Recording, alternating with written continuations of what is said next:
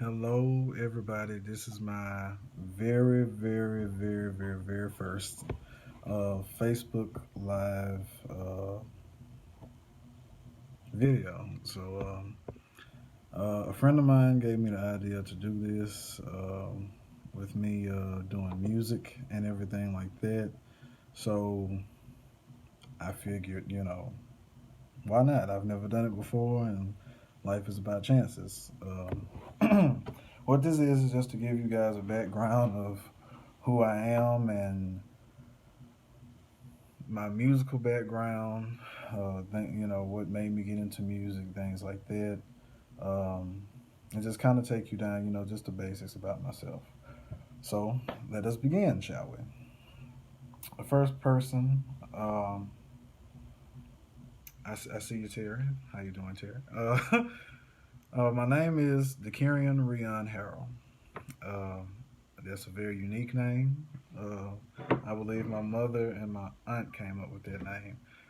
They took it from Karen and just put a D and apostrophe in front of it, and there you go. My grandfather, C.H. Jackson, decided to call me DK.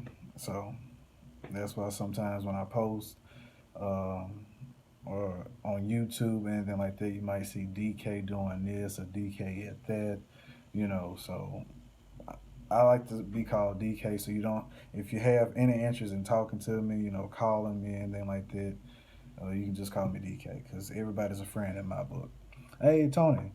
Okay, I was born April 24th, 1998, on a Friday, so I'm a Good Friday child. I'm so happy. I am from Ruston, Louisiana originally, which is the home of the Louisiana Tech Bulldogs, and but also that's not too far from Grambling, which is home of the GSU Tigers. So let's get right into it. As for music, there's a story told by my grandfather and mother that when I was just, at the early stages of talking, that my grandfather had just bought a CD by BB King, of course, called Deuces Wild. And apparently, the story is that my mother played this CD while we were on our way to Monroe, Louisiana to the mall. And The Thriller's Gone came on, and she kept hearing this baby voice in the background. And of course, their voice was me. So she would turn it down and turn it up and turn it up. And she finally looked behind her, and there I was in my car seat singing The Thriller's Gone with my eyes closed. So some people, after telling this story, some people have said I was born into the blues. So that's pretty, funny. But that's the story, and that's what I'm sticking to. As I got a little older, I started to do oh, thank you, Morton. Appreciate it. Thank you. Um, I started to listen to other various musics and everything, such as James Brown, for instance. As a little boy, my stepfather's mom would have these big get-togethers and everything, and my cousin would play old school music. So of course James Brown would be one of them, and I would be in my underwear and a plain white T-shirt, um, and my socks in the middle of the kitchen after everybody is eating, doing James Brown. Um, then after I saw the movie Ray really inspired me on a music level because I had never heard Ray Charles before, and it was just amazing to me to hear that music. So I started imitating Ray Charles. So I was about maybe 5 or 6 years old, and in the house I was living at the time was my great grandmother's house, and she had an old beat up Baldwin piano. The ones with the fat back that stands up, and some of the keys were out and everything, but I didn't care. I would buy these cheap shades and imitate Ray Charles and everything, and so with that led to me putting on my impersonation for a disabled clinic. I performed for the disabled people at the disability home and everything like that. When I was that age, I was just excited about, you know, performing. But as I got older, I realized that what I did was pretty special. I entertained people that are seen as different. Um, Also in school, first grade, I remember like it was yesterday, we had a Black History program. And the very first thing that came to mind about it was a person named Ray Charles. He was a historic figure for the black community when it came to music and civil rights. He even turned down, a concert because of the way the segregation pose and everything was set up in the auditorium. Um, I used to watch the Blues Brothers a lot. My stepfather had this VHS tape with the with the Bride of Chucky, Blues Brothers One and Blues Brothers Two, and The Waterboy. So they would put that VHS on before I went to bed at night, and thank God The Bride of Chucky was the last movie on there because it scared me. But Blues Brothers One and Two, I own them to this day. Love, love, love the music. Love the movie. Great storyline. We have this festival called the Peach Festival in Ruston, Louisiana, in my hometown. And right around that time in '05 or '06, maybe '04, at the earliest, maybe '04. But Percy Sledge came. And of course, he sung his hit, When a Man Loves a Woman. And he had on a white tuxedo and his hair was done. He had the Jerry curl type hair, and it was a wonderful night. So after seeing that, seeing that performance, and it was free, uh, that meant a lot. Seeing Percy Sledge because it's not every day you get to see a legend in concert. Um, After a while after that, I started seeing these commercials for Time Life, and I can't remember the CD exactly, but it was Jerry Butler and another woman on it, and it was at least 100 or something songs. But I fell in love with more artists when that Time Life commercial would come on. It was just amazing to me. Seeing Sam Cooke singing "I'll Come Running Back to You." Um, I think his name is Al Jackson singing "It's Alright." The Temptations, the Delfine. I mean, just all these wonderful soul groups singing their hits. Jackie Wilson. It was just amazing. So I got a lot of influence from seeing that, and also looking up these artists and listening to their music. Of course, like many other performers, entertainers, singers, I started in the church. The um, the church was, mandatory. Grandmother got you up, you went to church. It wasn't no ifs, ands, or buts about it. And if you had a but about it, you would have a sore butt about it. But there was this guy at the church I still go to now, Spring Hill Baptist Church. And he's still with us, so I shouldn't say was, but his name was Ricky Davis. He is Ricky Davis, and he plays organ. And hearing him lead the choir in song, and he would have that organ pumping, and he's just full of energy and everything.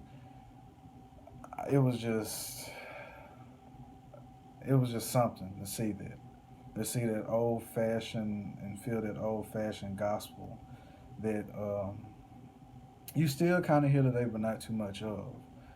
Um, but in first grade, I joined the choir, and I remember we had a program where the choir had to participate, and we sung the Looney Tunes theme song.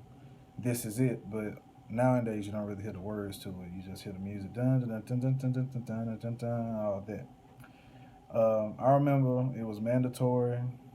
Well, not really mandatory, but it was a thing that the school did where you got a recorder, you know, which was a wood instrument flute, I wasn't good at it. I just like making noise. You know, when you deal with music and you're young, you like it, and you just make a whole bunch of records until you actually take the time to understand it. Years later, as I got into my, I think, seventh grade year of school, I saw the movie Cadillac Records. And of course, that's the film about Muddy Waters, Little Walter, Etta James, Howlin' Wolf, Chuck Berry. And yes, I know that some of the stuff in the movie was wrong because I actually like to read, so I'm not the person who just look at a bio movie and say, "Oh, everything is right." I actually try to go back and do some research. But after seeing Cadillac Records, I was really inspired to play harmonica from Lil Walter. You know, My Babe. I mean, that song just was stuck to me. I mean, it was just really stuck to me, and I enjoyed it. So I started buying harmonicas. I remember my first harmonicas I got for Christmas, and in 2008 were I think the key of A, G, and C, I believe, or A, D, and G, something like that. But they were Honer harmonicas. They came in a set, and I was so happy, and I played them every day. I got interested in guitar when I was watching the Blues Brothers one day, and of course John Lee Hooker is playing Boom Boom on Maxwell Street, and I said, I love that man's sound. I want to play guitar now. So I started playing guitar.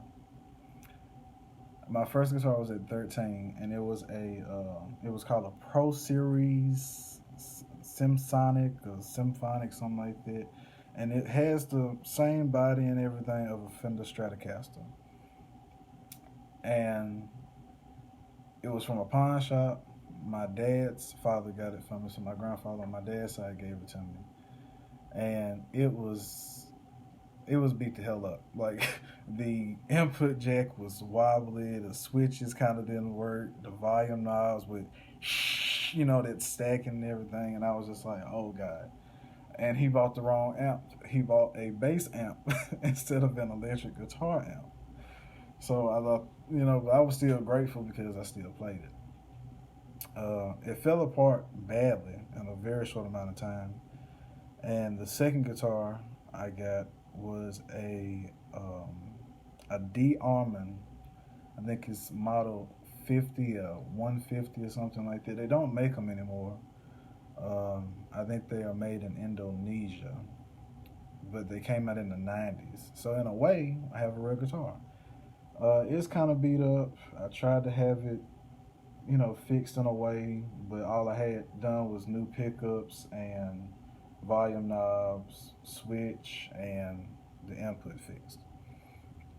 And sometimes I still play it. In one of my videos on YouTube, you'll see me playing is a blue guitar with a Les Paul body. Um, but after John Lee Hooker as an influence, Chuck Berry, Elmore James, Muddy Waters. But I was horrible because I was out of tune. So I would play for like my grandmother, and she would say, "You would sound good if you were tuned," And at 13, I kind of didn't get it. I was just like, I'm playing guitar. I know what I'm doing, but you know. So I guess that's better than just saying you're completely horrible. Um, at the age of 13, something very big happened for me. BB King was at the Baton Rouge River Center. Lil Ray Neal and his band opened up for him. And it was the most overwhelming experience of my life. I didn't get a chance to go backstage and anything like that. I didn't want that. But after the show was over, I kind of excused my way to the front of the crowd and got to the stage, and I said, "Mr. King, Mr. King," and he looked right down at me. And I said, I was the young man during intermission that was, a little overexcited and cheering and, waving at you. And he said, "Yeah, I saw you out there, young man." And I said, "Mr. King, all I want is just shake your hand." And he shook my hand.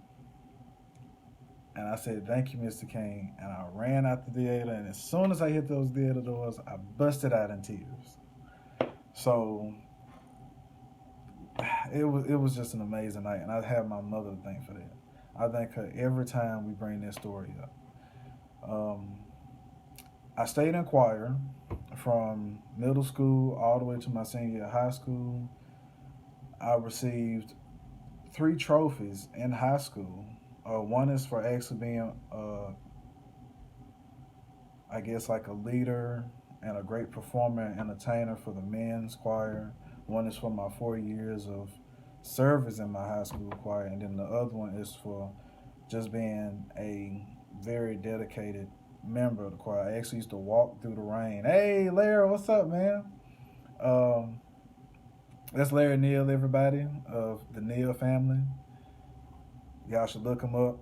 Bad family, I'm telling you. They straight out of Louisiana, so please look them up. Um,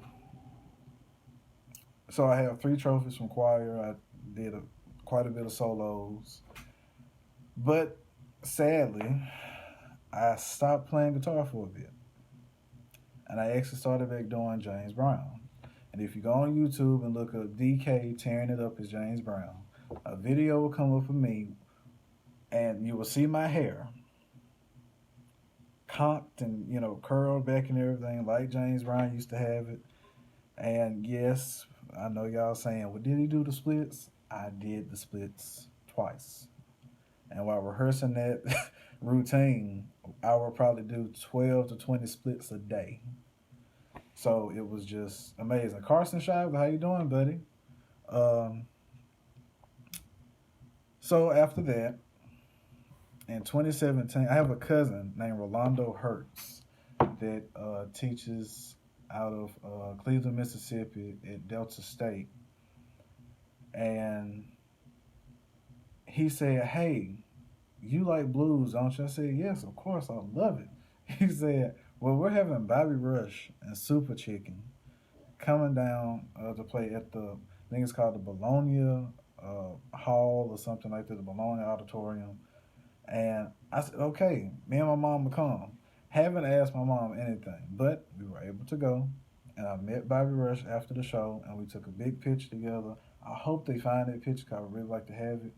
But here's something that I didn't know. Well, that I didn't know at the time, but I did find out. The same hotel my mom and I were staying at. You have a great night too, Mark. That we were staying at was also the same hotel that Bobby Rush was staying in. Hey, Tim. Um, and Bobby Rush was sitting in the lounging area. And I told my cousin, I texted him, I said, "Hey, Bobby Rush is in, the lobby. Why didn't you tell me that?"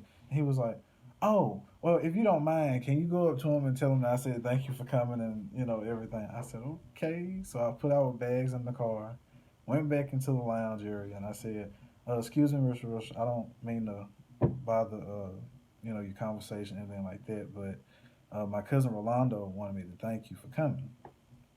So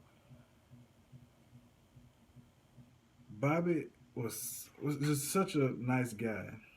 He actually said, "Y'all sit down. Y'all ain't gotta rush off."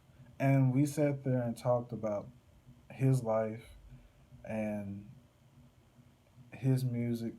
And I wasn't kissing tail, but if you kind of think about the way his career has gone from how early he's recording and everything to where he is at now as a Grammy Award winner, his style of music, especially when it comes to the blues, is so unique. You can pretty much call him not only the king of the Chitlin circuit, but also the king of hole in the wall blues, because it's that raw, raunchy, still has that country blues sound, still has that Chicago blues sound, with funk and everything, but it's that raw and raunchy, hole in the wall blues.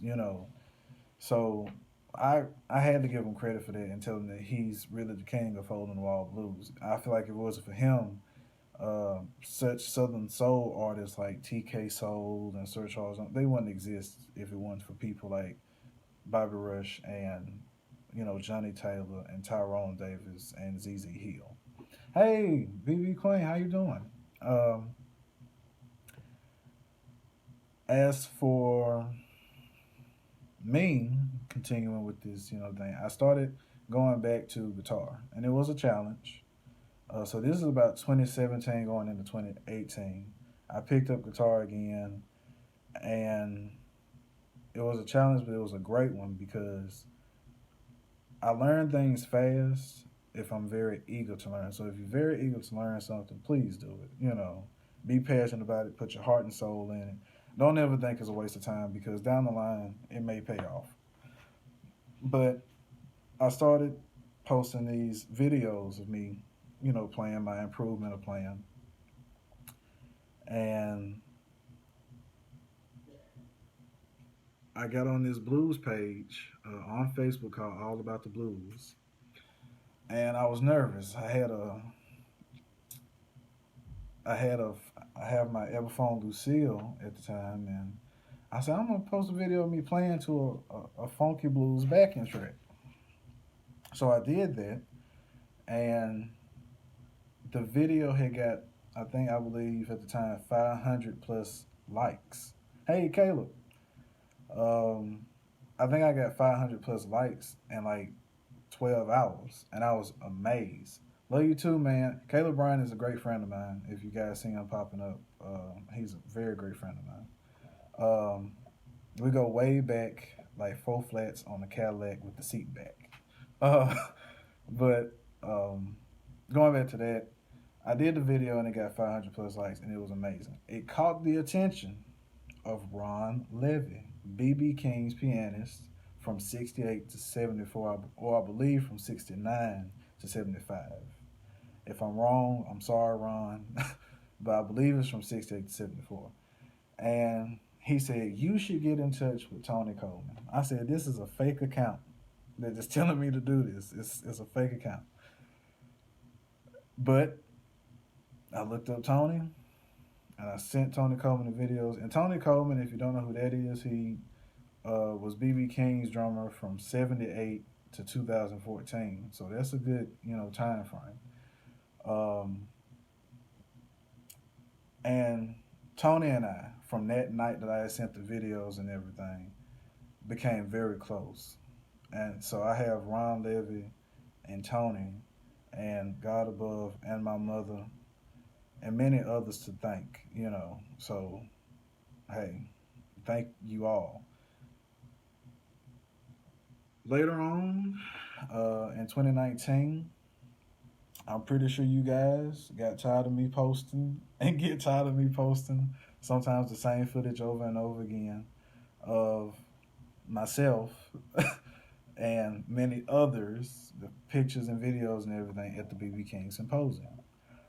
Um, I had met Robert Terrell, the director of the BB King Museum, back in 2014, right before B passed. And I showed him a video of me playing. He was like, you good. But of course, at the time, I wasn't where I am now on a playing level. So I said, you know what? I haven't, really stayed in contact with him. So I found him on Facebook and uh, got in touch with him and showed him my video. I said, hey, I've improved and everything. And he said, would you like to come to the BB King Symposium? I said, sure, I would like to come. I said, do I need to bring anything? He said, bring your guitar. That's all you need. So brought my guitar and everything. And when I tell you guys, that was an overwhelming experience. Meeting Ray Neal, um, Tony. I met Tony Coleman in person. We had met via social media previously, but meeting Tony in person, Jamie Johnson, country music legend, and another country music legend, Randy Houser. Met Randy Houser, Teeny Tucker, who opened for BB and Bobby Bland, all these blues greats. Very strong woman of the blues. Met Bobby Bland's wife.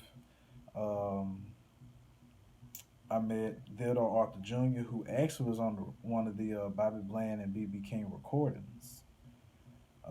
So if you have those CDs or albums, look for Theodore Arthur. He's a sax player.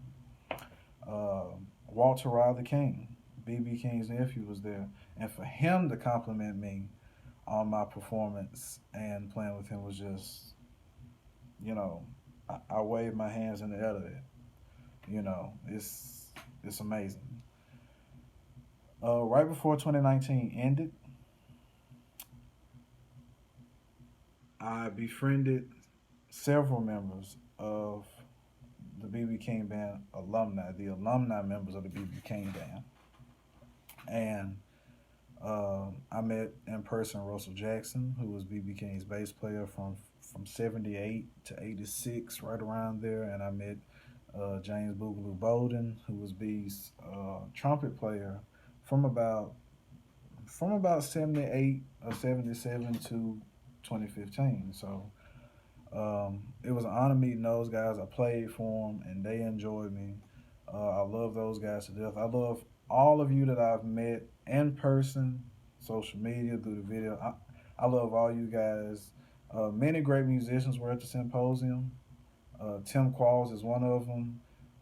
Johnny Riley, Mickey Rogers, who I believe, if I'm not wrong, is the nephew of Jimmy Rogers. So a great Chicago blues musician. Jimmy Mays, the last living drummer of the Jimi Hendrix Band. Thank you, Larry. Thank you. And then I also got in contact with Larry afterwards because Ray Neal, I believe Ray Neal was really just talking about me a lot. And when the footage came out, I'm pretty sure he showed a lot of people. So it was an honor playing one of the Lucille's. I mean, it's not every day you get to play an actual Lucille that BB King held and played at one time. So that's just, I've been extremely blessed, you know, been extremely blessed, and I'm still extremely blessed because these wonderful people that I've met, they didn't have to take the time to meet me. They didn't have to take the time to talk to me. They didn't have to take the time to watch my videos. So when I tell you guys that I owe a lot of people thanks, like words just cannot describe. Like I owe a lot of people thanks because they don't have to do it. As for this year, 2020, maybe surprises will come up. I try to stay positive, try to stay in good spirits, and I'm always thinking about what's next. Again, I'm extremely grateful to everyone from family to friends to musicians here and afar. From, like I said, from musicians to everyday people who just love music. I've had people from Brazil, Greece, Australia, France, even the Philippines, see my videos and they send me requests, and uh, it's just amazing how social media can benefit not only your career in a way, but you also meet great people who really just love genuine music. And as a 21-year old, about to be 22 in April, I just want to say that it's up to the young people to keep it going. It's up to the young people to take this rich and powerful music that they call old music and not keep it old anymore.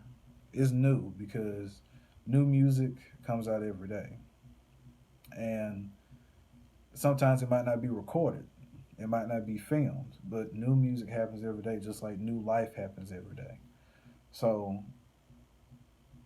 I really feel like that my peers the should take the load before this type of music. You never know; it might be erased, especially from the black community. You don't have many, young blacks into the blues and into old school music. So I really, really encourage. That's why I love when I see all the music programs that they have available for young people to learn about blues and early rock and roll and gospel and everything. Do it. We need it. It keeps them out the streets. It keeps them in the homes. It keeps them in education. It keeps them moving forward. It keeps them positive because they have people who care about them. So I've always told people I don't mind performing for free because, come on, we all human. Yeah, if you get paid, you get paid. That's cool, but do it for the people. You're there for the people. If you do it for the money, you might as well hang it up because you'll be so worried about the cash that you can't even focus on yourself and your talent, and your God given talent at that. So, if you want to follow me on Instagram, it is the real DK Harrell. Again, that's the real DK Harrell for Instagram. Uh, if you don't know how to spell it, anything like that, you can gladly message me and I'll tell you. I don't mind. Uh, I'm on Twitter a little bit. That's the Kyrian H. So it's my first name and the initial H. And then my YouTube is my name, the Kieran Harrell. So you can look me up, the Kieran Harrell on YouTube, and pretty much everything that I've done is on there. Um, if there are any questions that you would like for me to answer, I will gladly do that. While we're on the live, if you want to ask in private, of course, shoot me a message and I will answer it. I thank all of you who viewed it, taking this time out of your busy day to watch this. Again, I thank all of you for the love and support and the care that you have given me, the kind words and everything. And if I could, I wish I could put all of you inside a room and give you a hug. I hope everybody has a wonderful year. I hope y'all stay in good health. Bless your families, bless yourselves, bless your friends.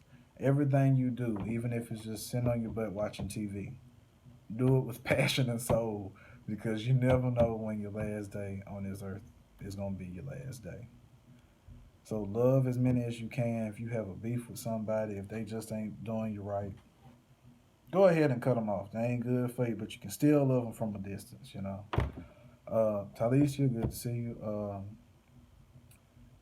So I mean, I just thank all of you, and that was just you guys getting to know me. You can go back and watch this if you want. I know they sometimes keep it up when it's done for a little bit, and but yes, please feel free to message me. Please feel free to ask questions. Um, Anything. If you want me to send you a personal video, like of something that you don't want to look up, I'll gladly send it to you in the messages so you can share with your friends and family. Again, thank you for your time, and you guys have a blessed and wonderful year and a wonderful day. Thank you.